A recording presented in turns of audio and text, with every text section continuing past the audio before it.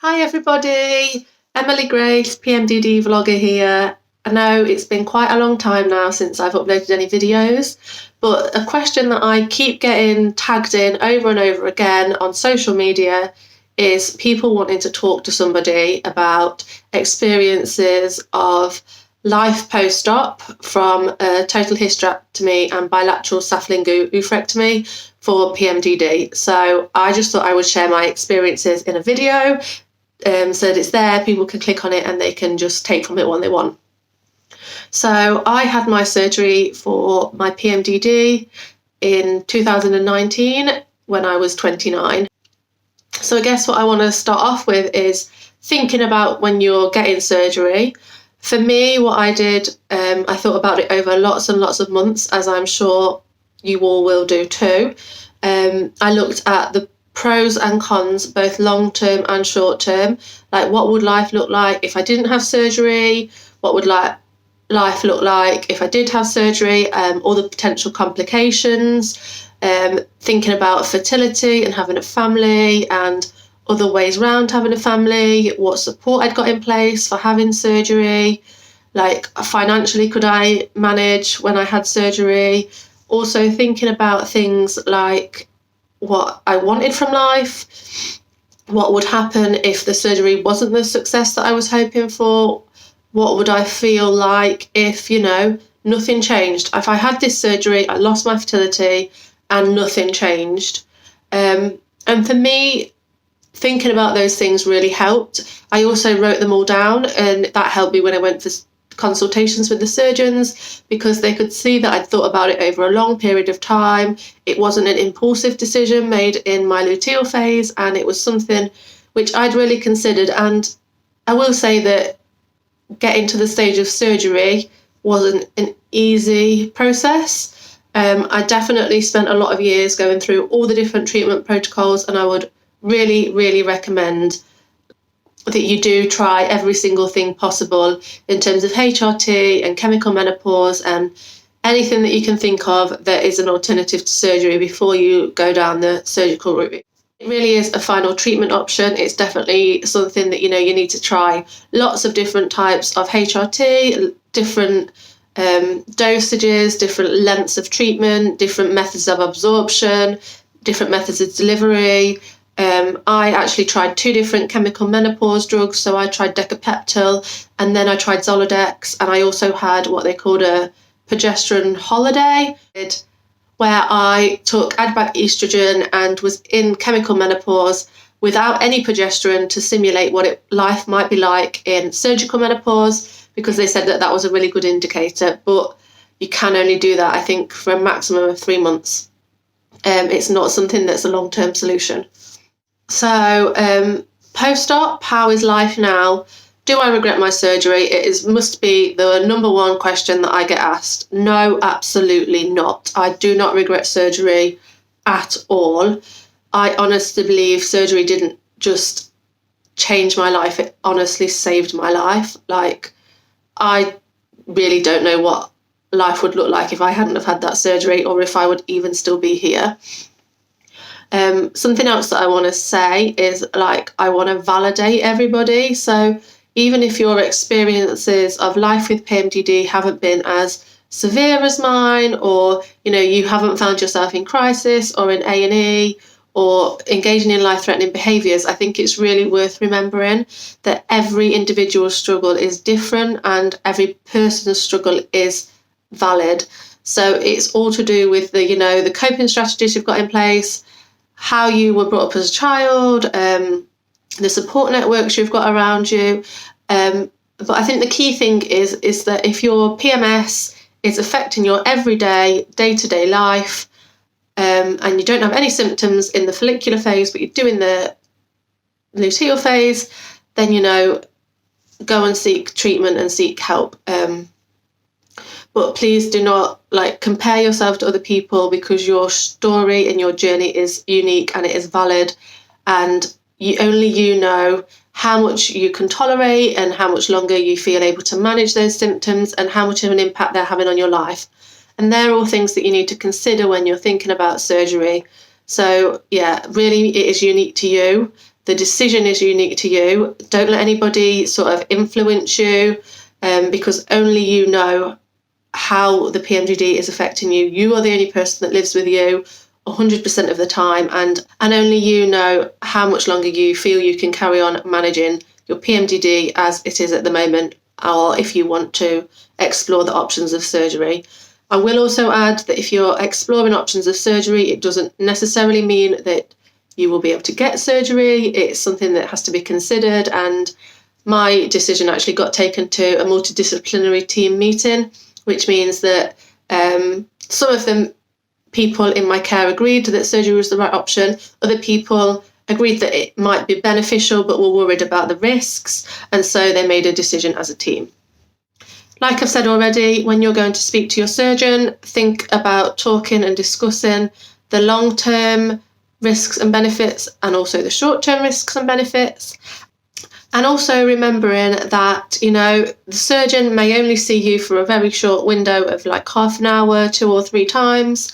So it's about having that evidence base behind you, having letters from GPs, family, letters that you've written yourself, and also having it over a lengthy period of time. Like, I think if you've put yourself in the surgeon's shoes, it's a massive operation to do on somebody that is young and not completed their family yet, and they'd want to see a lot of evidence that, yes, you are really clear about this decision, you're not making it just impulsively because you're in your luteal phase. It's a consistent decision that you've said over and over and over again, and that you've really thought about it, and that actually they think that it will benefit your life, because there are a lot of risks involved in surgery. It's a big operation, and I know that external stars can often be quite small, but they're moving bits of organs around, they're taking organs out. There's obviously a risk with anaesthetic, with bleeding, with infection. You're not able to be as active for quite a while, and it's looking at the other factors in your life and the overall picture, I guess. So post-op, my most commonly asked question is, do you regret surgery? And my answer is 100% no. Like, I do not regret my surgery personally. I would do it again tomorrow if I had to. It's honestly given me my life back. Like, I had no quality of life. I didn't want to continue living the way that I was existing with PMDD, and it's not only changed my life, it's completely saved my life. I honestly believe that surgery has given me a second chance at life.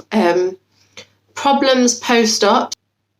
So obviously I can only speak from a personal experience, but some of the things that I think it's important to think about post-op are, how are you going to manage in that first initial few weeks when you aren't able to do the hoovering or lift anything heavier than a kettle.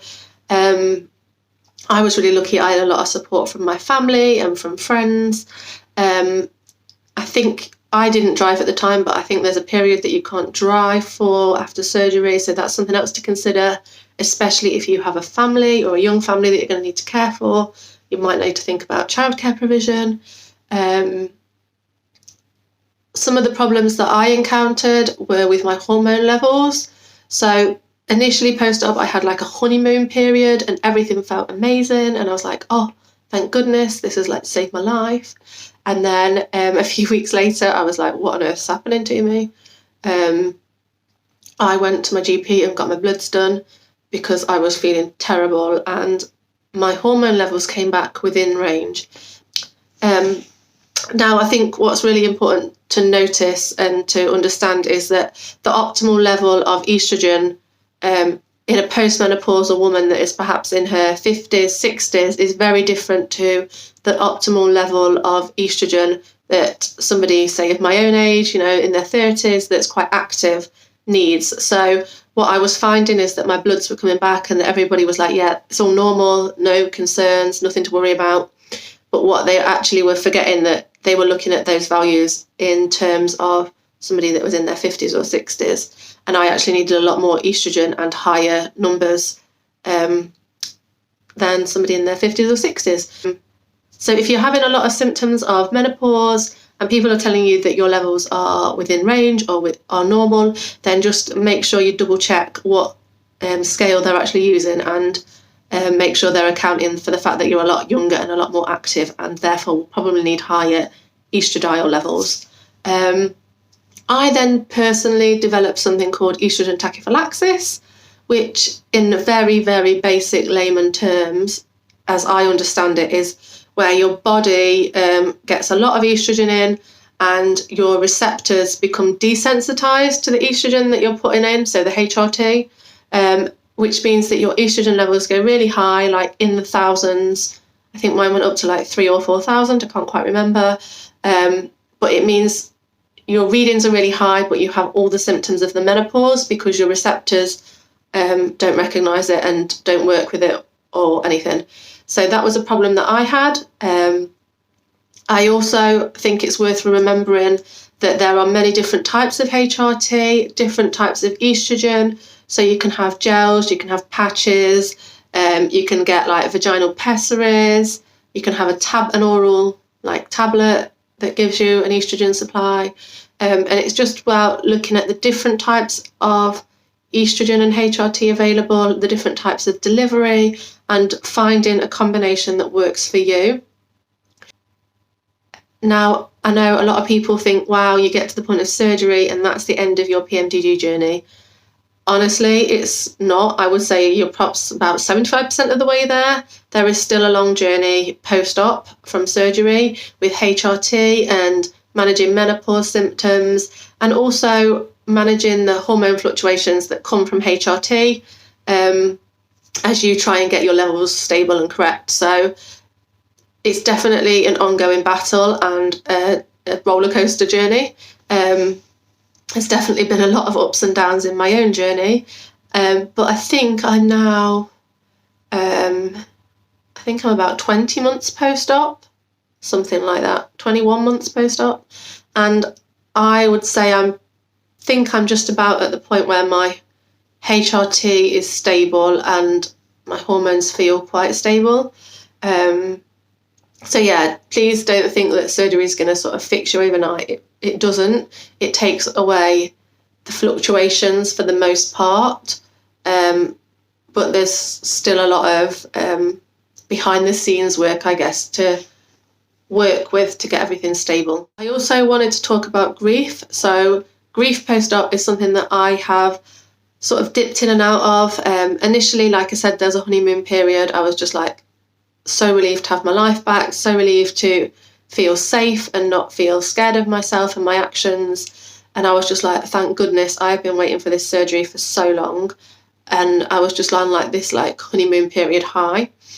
As the reality of life settled down, I began to experience quite a bit of grief. So there's obviously the one that everybody talks about. There's the grief of your fertility. Now, I personally haven't found that as challenging as I thought I might, but I think that was because I expected that to be hard, whereas the things that I found more challenging were the things that I didn't anticipate to grieve over. So I found myself grieving over sort of all the years that I'd lost and getting quite angry at the PMDD. You know, you took away my career, you took away my like financial stability, you took away like relationships from me. And I found that the more stable my life got, the more I grieved those things and the more I thought, you know, I'm really angry. I'm angry at PMDD. I'm angry at all those years you've taken from me, all my teenage years and all my 20s. Like, why? Why me? I also got angry at services because I thought, you know, you didn't pick up on this soon enough and you could have saved me some of years of grief if people had been more aware of it. And I also think I started to grieve the person that I could have been.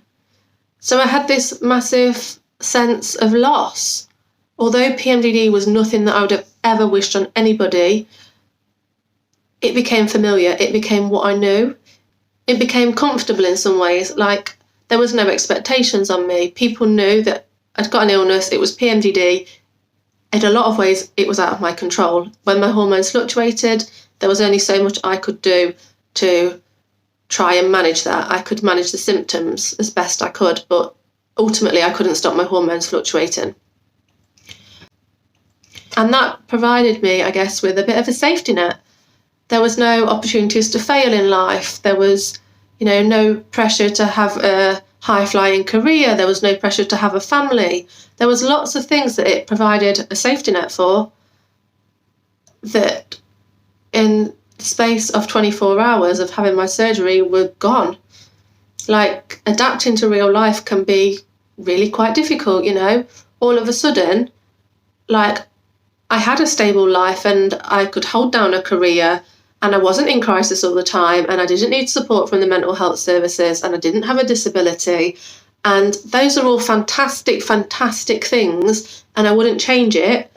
But please don't underestimate the challenges that you might face adapting, I guess, to living like you should have been living, like living the life of a 30-year-old, a 29-year-old, a 35-year-old.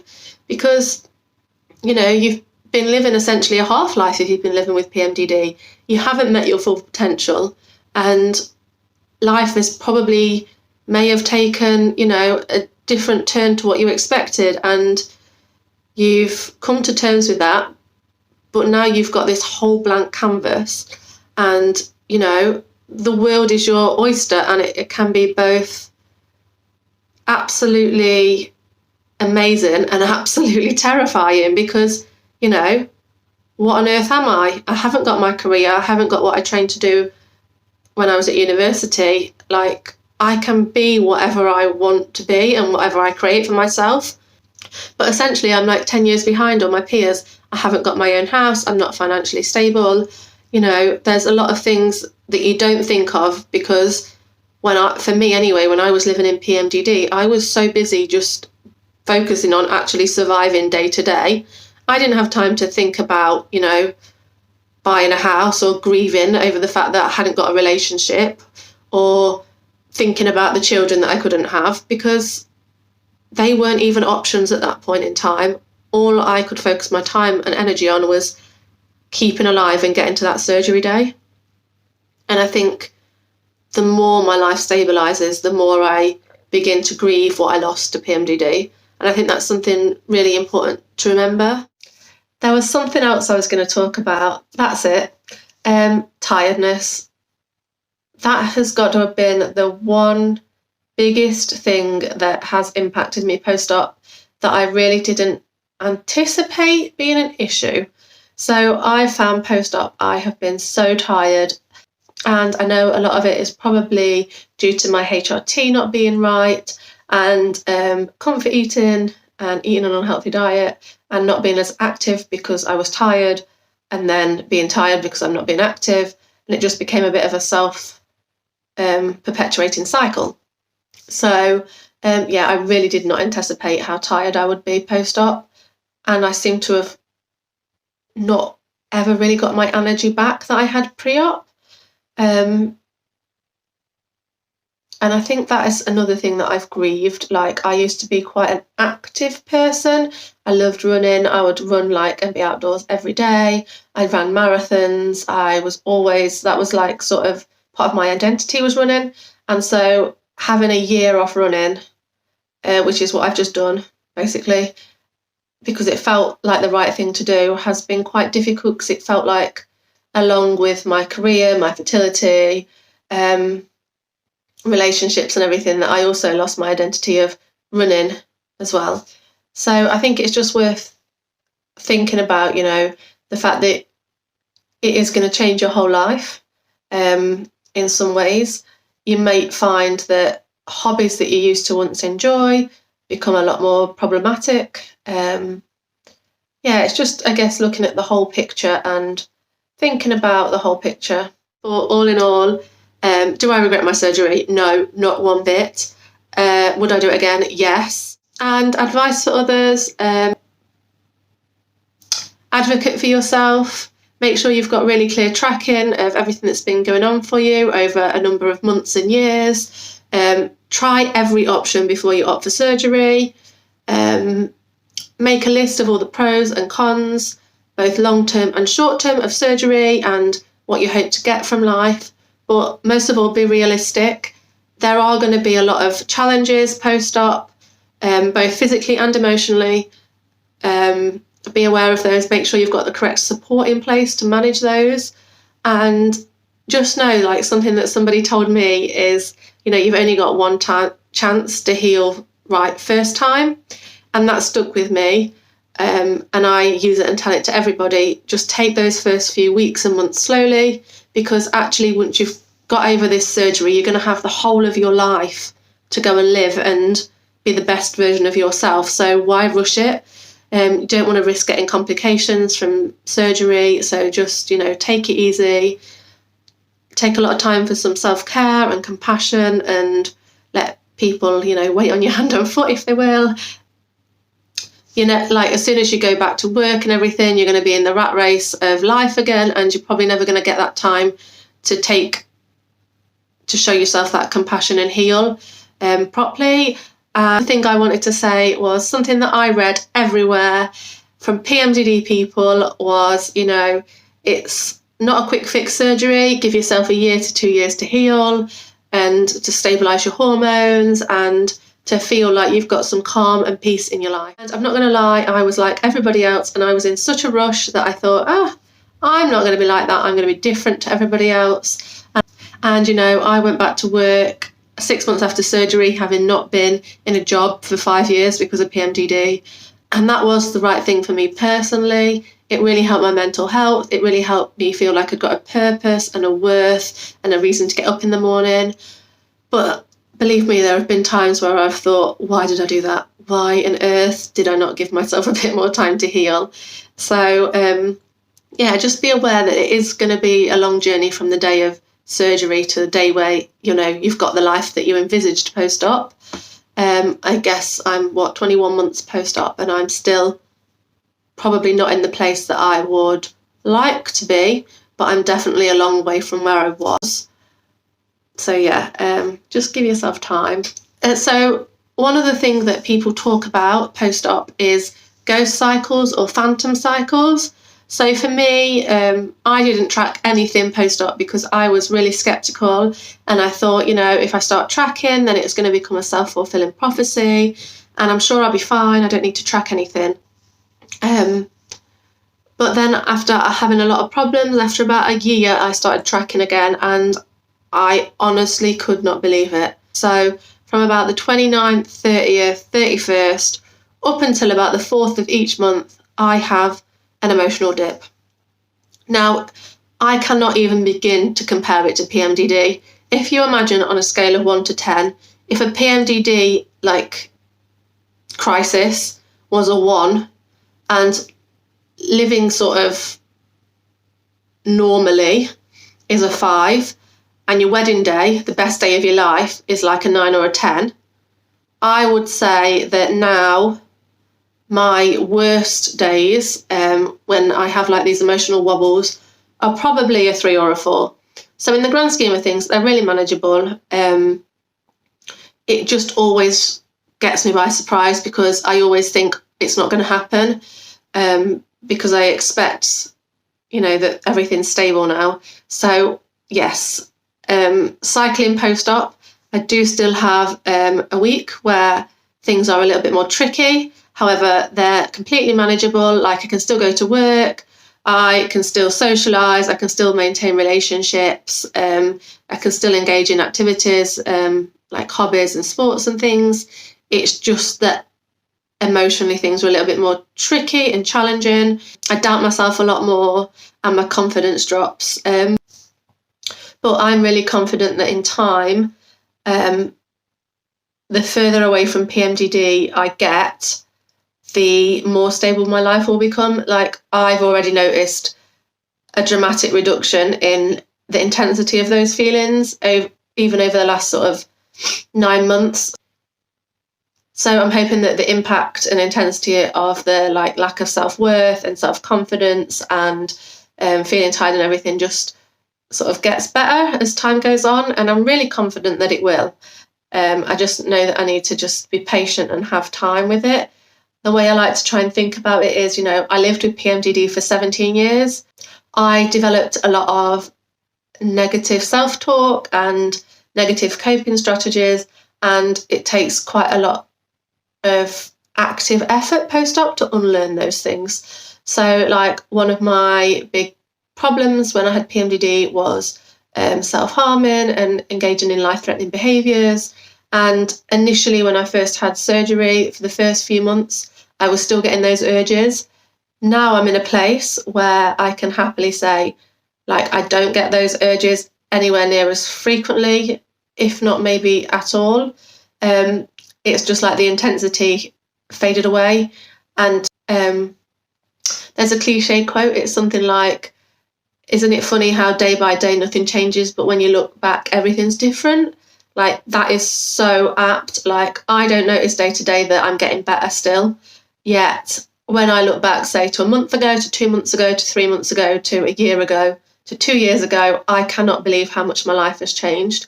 So, yeah, just give yourself time, guys. You've been living with PMDD hell for however many years. The trauma from PMDD is not going to go away overnight. There's a lot of emotions to work through. And don't be ashamed and don't be afraid if you perhaps need to seek out counselling or something post-op, because there is a lot of emotions to work through and it's a massive life change, especially if you're young. Hopefully that will have planted some seeds and help you think about some of the challenges you might face post-op. And as always, you know, you can follow me on Twitter. My DMs are always open if you want to ask anything. My handle's @periodspower, and I hope to see you all soon. Bye!